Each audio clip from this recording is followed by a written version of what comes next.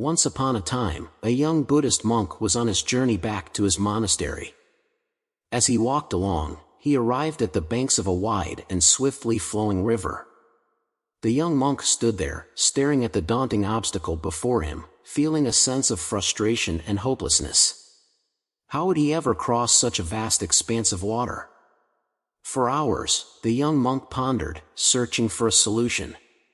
He contemplated building a makeshift raft or finding a sturdy log to use as a bridge. But each idea seemed impractical or too risky. He felt stuck, unsure of how to proceed with his journey.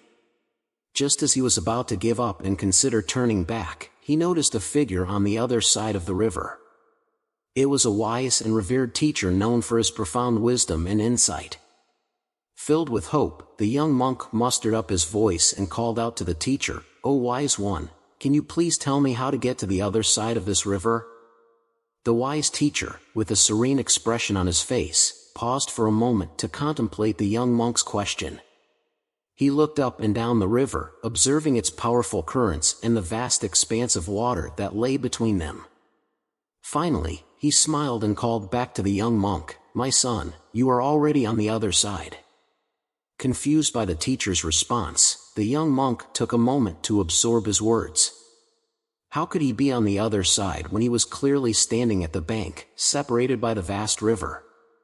But as he reflected on the teacher's words, a realization began to dawn upon him. The wise teacher was not referring to the physical distance or the literal act of crossing the river. Instead, he was pointing to a deeper truth. He was inviting the young monk to shift his perspective and recognize that the other side was not a physical place to reach but a state of being, a state of enlightenment and understanding. In that moment, the young monk's frustration and confusion melted away.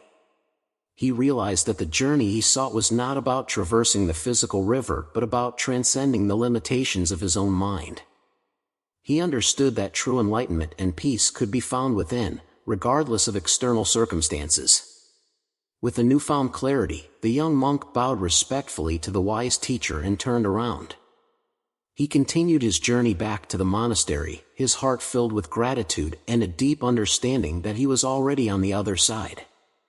This story reminds us that sometimes, the answers we seek are not external but lie within ourselves. It teaches us the importance of shifting our perspective, recognizing that we already possess the qualities and wisdom we seek. By realizing our own innate divinity and embracing the present moment, we can experience the beauty and enlightenment that reside on the other side of our own minds.